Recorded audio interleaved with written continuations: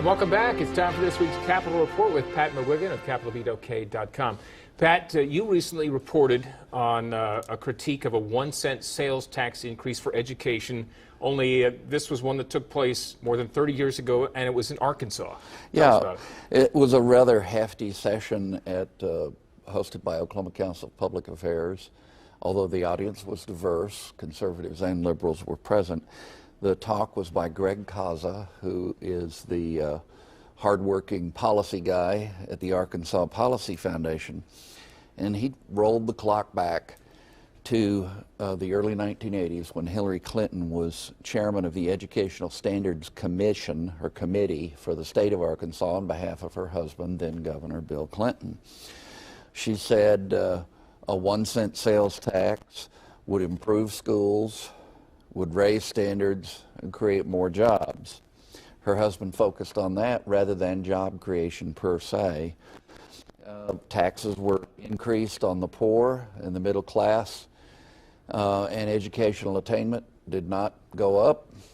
And the economic record from it was very murky and very mixed. It's a cautionary tale for Oklahomans as petitioners, petition gatherers, enter the field to support Governor David Boren's, OU President David Boren's initiative petition to do the same thing, increase sales tax. Because of the regressionary or backward effect of sales taxes, that's one of the reasons that an interesting coalition of city officials, policy liberals, and conservatives all are concerned about the 1-cent tax hike idea. No doubt, and then something we'll be talking about more. Yeah.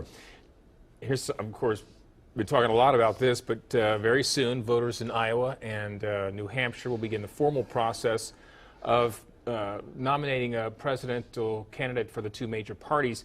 The Oklahoma presidential primary is now, about a month and a half away. Right. From your perspective, give us kind of a thumbnail of where things stand. Well, there's national members of the Republican National Committee who are calling for GOP officials around the country to rally against Trump, against Donald Trump.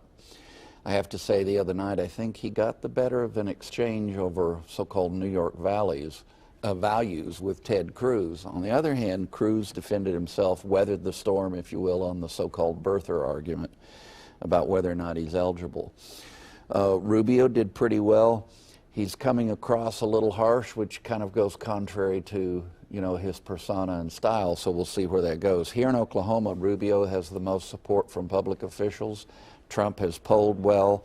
Cruz has strong backing from varied conservative organizations who know how to turn people out.